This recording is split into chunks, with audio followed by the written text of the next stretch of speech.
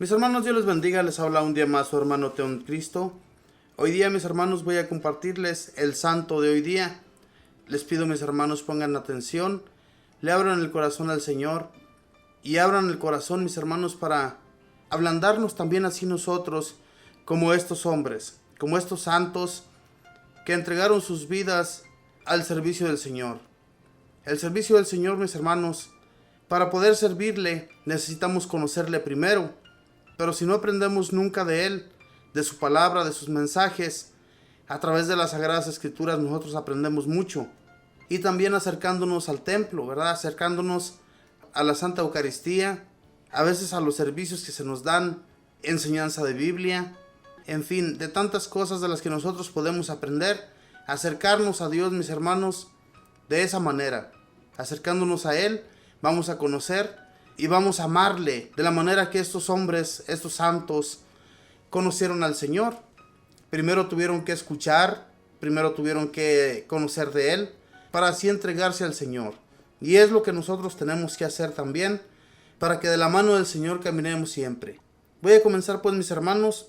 Hoy corresponde a San Julián Mártir del año 304. Nació San Julián en la ciudad de Antioquía, en Siria, de una familia que se preocupó por darle una buena formación religiosa. Los papás querían que contrajera matrimonio con una joven muy virtuosa y de familia muy rica, pero Julián tuvo una visión en la cual vio algunos de los premios que Dios reserva para quienes conservan su virginidad y narró su visión a la novia. Y entonces los dos, de común acuerdo, hicieron voto de castidad, o sea, un juramento de conservarse siempre puros. Los papás creían que ellos formarían un hogar, pero los novios se habían comprometido a conservar para siempre su virginidad. Y poco tiempo después murieron los padres de los dos jóvenes, y entonces Julián y su prometida se fueron cada uno a un desierto a orar y a hacer penitencia, y cada cual fundó un monasterio. Julián un monasterio para hombres y ella uno para mujeres. Muchos hombres deseosos de conseguir la santidad se fueron a acompañar a Julián en su vida de religioso y lo nombraron superior. Él los dirigió con especial cariño y con gran prudencia. Era el que más duro trabajaba, el que mayores favores hacía a todos y el más fervoroso en la oración. Y dedicaba muchas horas a la lectura de libros religiosos y a la meditación. Su vida fue una continua cuaresma, o sea, un ayunar, guardar abstinencia, orar y meditar todos los días sin cansarse. A los súbditos nunca los reprendía con altanería, ni con malos modos, ni delante de los demás, sino en privado, con frases amables, comprensivas y animadoras, que les demostraba el gran aprecio y amor que les tenía y que llegaban hasta el fondo del alma y obtenían verdaderas conversiones. Los religiosos decían que Julián era muy exigente y duro para sí mismo, pero admirablemente comprensivo y amable para con los demás, y que gobernaba con tal prudencia y caridad a los monjes que éstos se sentían en aquel desierto más felices que si estuvieran en el más cómodo convento de la ciudad.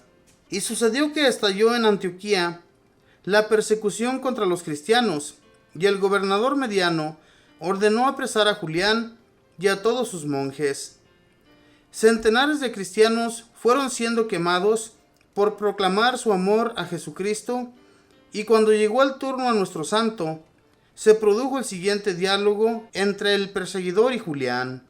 Le ordenamos que adore la estatua de nuestro emperador. Yo no adoro sino exclusivamente al Dios del cielo. Su Dios y emperador es el César de Roma.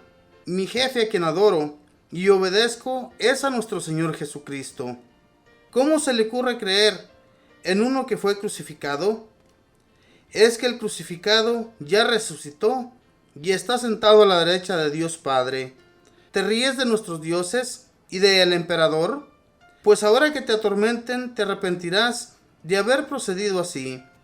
Dios ayuda a los que son sus amigos, y Cristo Jesús, que es mucho más importante y poderoso que el emperador, me dará la fuerza y el valor para soportar los tormentos. El perseguidor, viendo que con amenazas no lo conmueve, se propone cambiar de táctica y ofrece a Julián premios si deja la santa religión. Tus padres eran personas muy importantes en esta ciudad. Si dejas de ser cristiano y adoras a nuestros dioses, te concederemos puestos de primera clase. Mis padres me están observando desde el cielo y se sienten muy contentos y muy honrados de que yo proclame mi fe en Cristo y derrame por él mi sangre.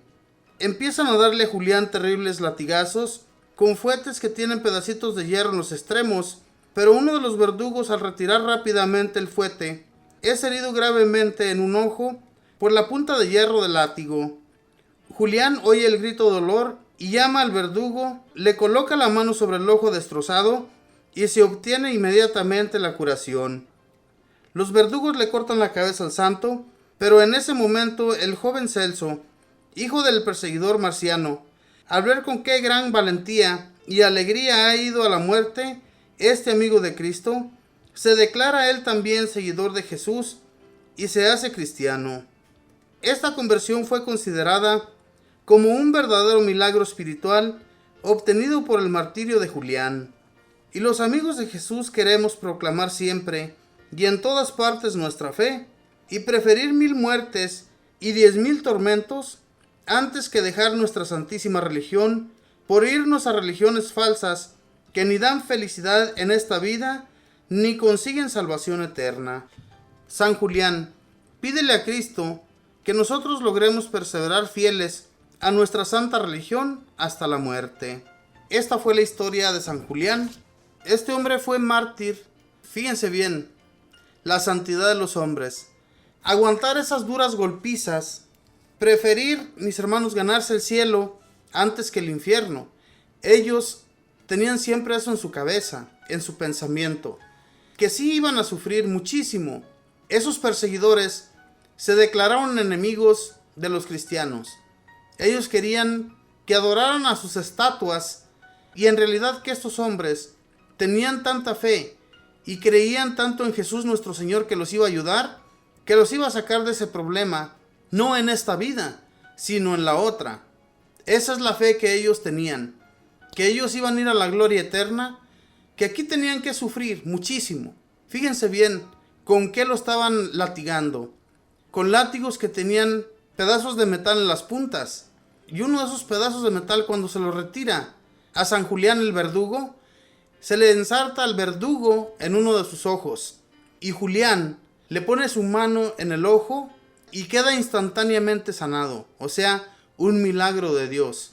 Hermanos, Dios nuestro Señor protege a los suyos, y les aseguro que San Julián sí estaba sintiendo dolor, sí le estaba doliendo mucho, tuvo mucho sufrimiento cuando esos golpes que le estaban dando los verdugos lo hacían sufrir. Pero este sufrimiento se iba a terminar pronto, ya que cuando él muriera iba a ser como un salto de aquí de la tierra hacia el cielo. Esa es la fe, mis hermanos, que nosotros deberíamos de adquirir también, y nos consideraríamos también ya desde ahorita hombres y mujeres que vamos a dar ese salto hacia allá, hacia el cielo. Eso, mis hermanos, si lleváramos una vida de santidad como estos hombres.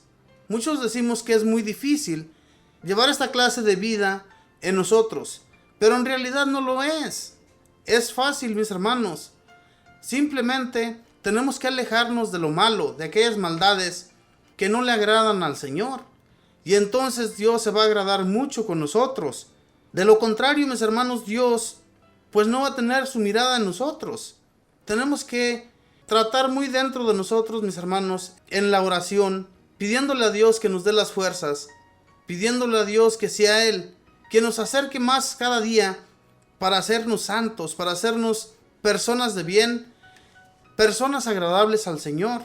Este hombre, en primer lugar, antes de hacerse religioso, se iba a casar con una mujer, y los dos decidieron irse a un desierto a orar y a hacer penitencia, para así hacerse santos. Uno hizo un convento para hombres y la mujer para mujeres. Esto es algo grandioso, es algo que le agrada al Señor. ¿Y nosotros qué hemos hecho? Si hoy en la actualidad, mis hermanos, tenemos más de dónde sacar. Claro que desafortunadamente hoy las personas no son tan acercadas a Dios como en aquel entonces. En aquel tiempo, las personas tenían una religiosidad en Dios que se acercaban con más cariño a Él, con más amor. Hoy en la actualidad es muy diferente.